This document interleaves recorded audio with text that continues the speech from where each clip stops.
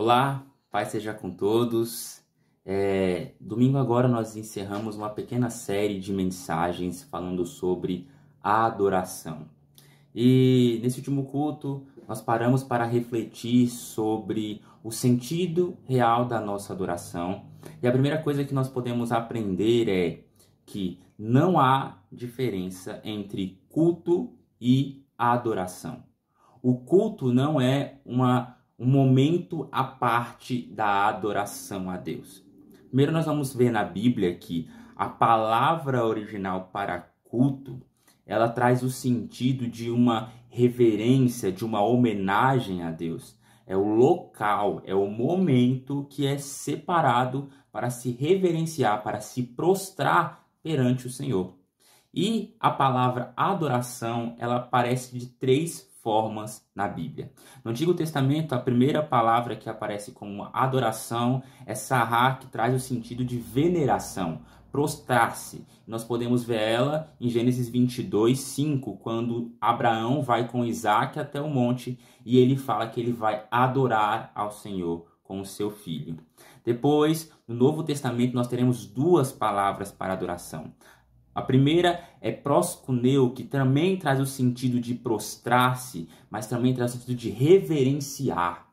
E essa palavra nós encontramos em Mateus capítulo 4, no diálogo de Jesus para com a mulher samaritana. Quando ele fala que Deus procura os adoradores que o adorem em espírito e em verdade. Deus está procurando adoradores que o reverenciem, que se prostrem perante ele com a sua alma e com verdade. E a terceira palavra que nós encontramos é a palavra latreu, que significa serviço.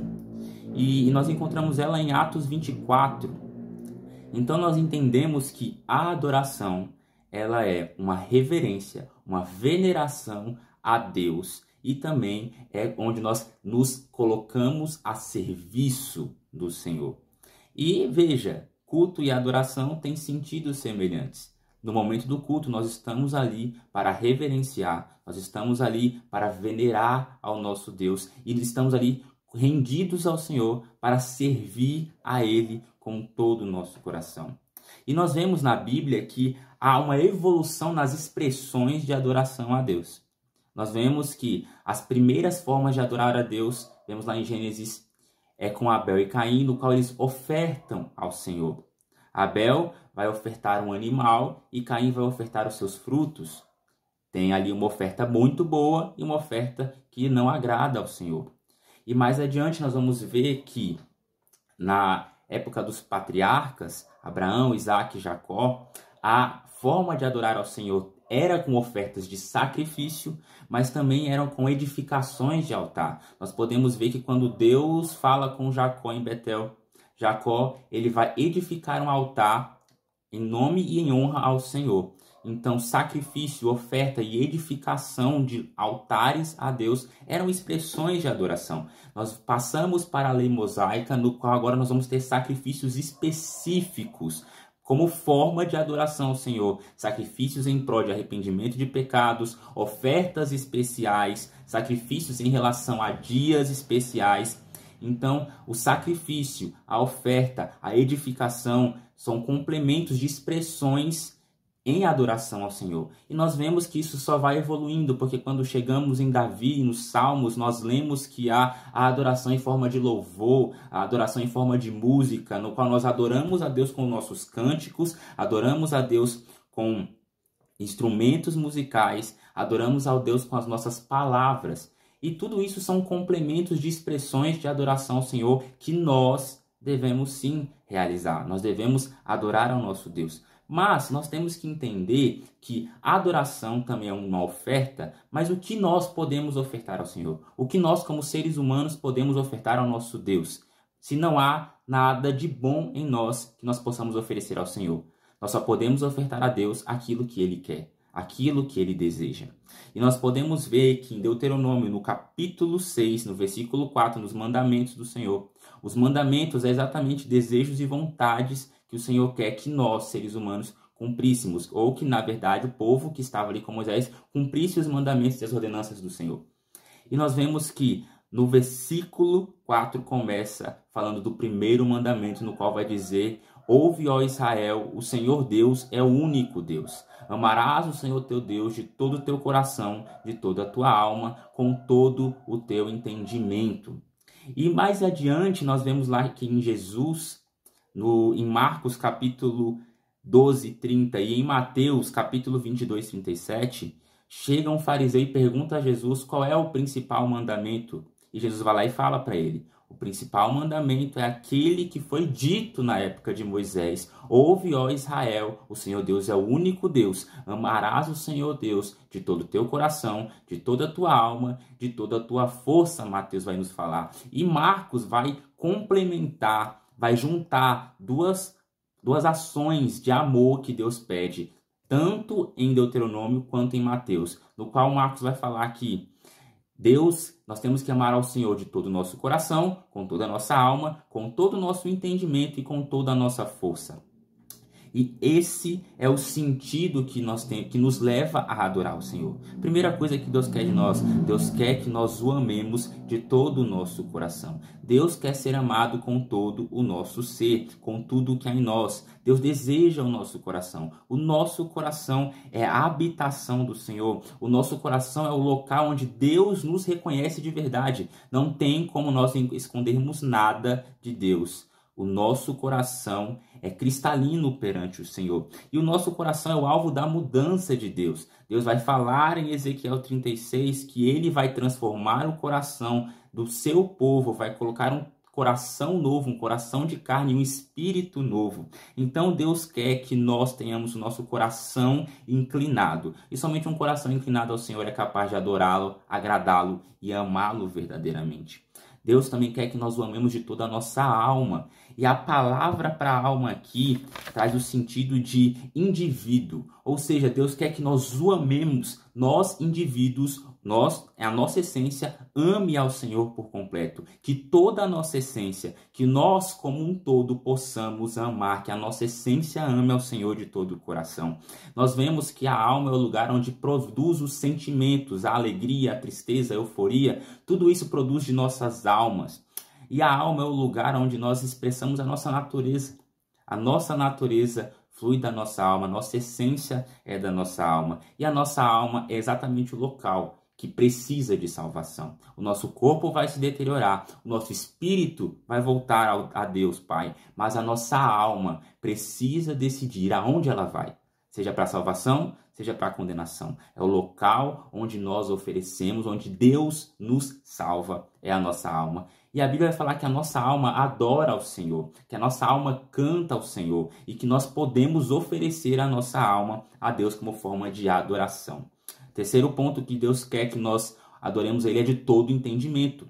Deus manda: ame o Senhor com todo o teu entendimento. E o que significa entendimento? Entendimento, nós falamos exatamente de conhecimento, de intelecto, de razão. Nós temos que entender que Deus, o nosso Deus, o Deus verdadeiro, não é um Deus que quer que os seus filhos amem a Ele somente de sentimento. Na verdade, não. Deus quer que nós amemos a Ele de conhecimento, com intelecto. Nós temos que entender quem é o nosso Deus. Nós temos que entender o que nós estamos oferecendo ao nosso Deus. Nós temos que conhecer ao nosso Deus. Deus nos chama a conhecer a Ele.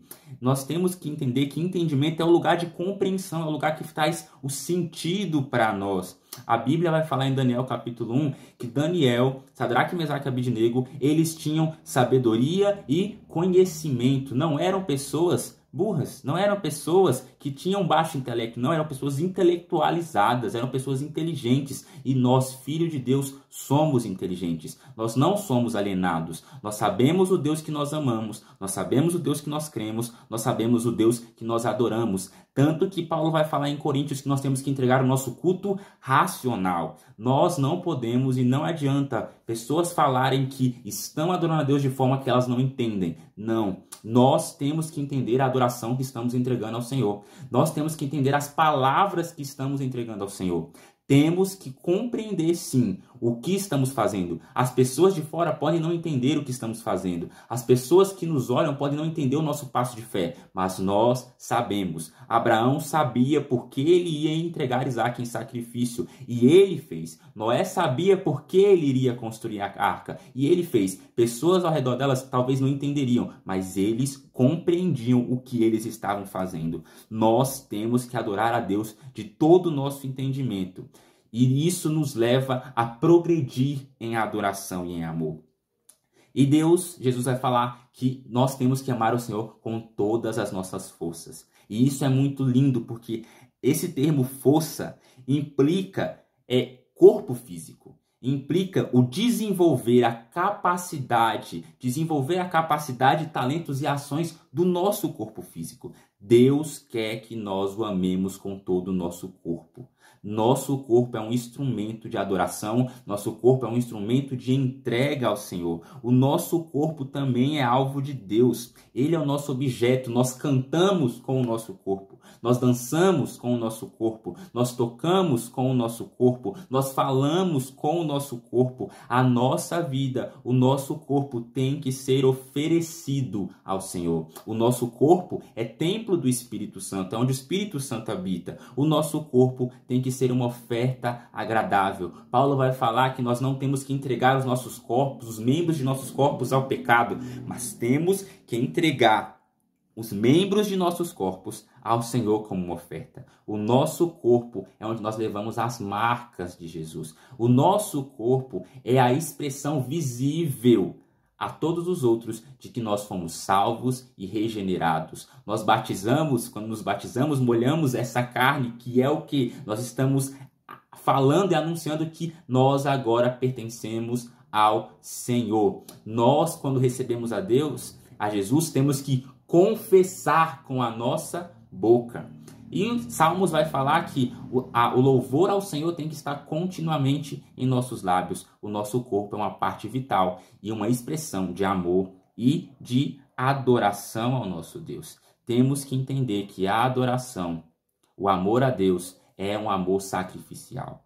Isso é muito importante. Jesus, quando nos amou, ele se sacrificou. Jesus, quando está dialogando com Pedro, ele pergunta: Pedro, você me ama mais do que esses outros? E Pedro responde a ele: sim, Senhor, eu te amo. Mas o amor que está escrito ali, que Jesus se refere a Pedro, é o amor ágape, é o amor de sacrifício. Então Jesus está perguntando para Pedro: Pedro, você me ama a ponto de se sacrificar por mim?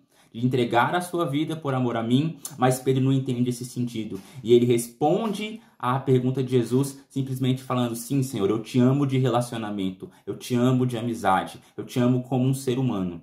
Mas ele não respondeu naquele momento que ele amava a Deus como um sacrifício. E é isso que Deus quer de nós. Deus quer que nós o amemos com um amor sacrificial, a ponto de, como a primeira carta de João fala, a ponto de nós nos entregarmos aos nossos irmãos. O amor que nós temos que dar a Deus é um amor que leva tudo. É uma adoração que nós entregamos tudo. Não tem como amar e adorar ao Senhor pela metade. Não tem como amar ao Senhor de meio coração, de meia alma, com meio entendimento, com meias forças. Não. O amor a Deus é um amor completo, é um amor puro, é um amor total. E essa deve ser o sentido da nossa adoração. Então, quando entrarmos nos nossos cultos, entendamos, estamos ali unicamente para adorar e expressar o nosso amor ao Senhor. Um amor de todo o coração, um amor com toda a nossa alma, um amor com todo o nosso entendimento e um amor com todas as nossas forças. Porque é isso que Deus deseja de nós. Que o Senhor possa te abençoar e que medite nessa palavra e busque amar a Deus com tudo que há em você, porque esse é o caminho que nos leva à perfeição até Deus. Que Deus abençoe.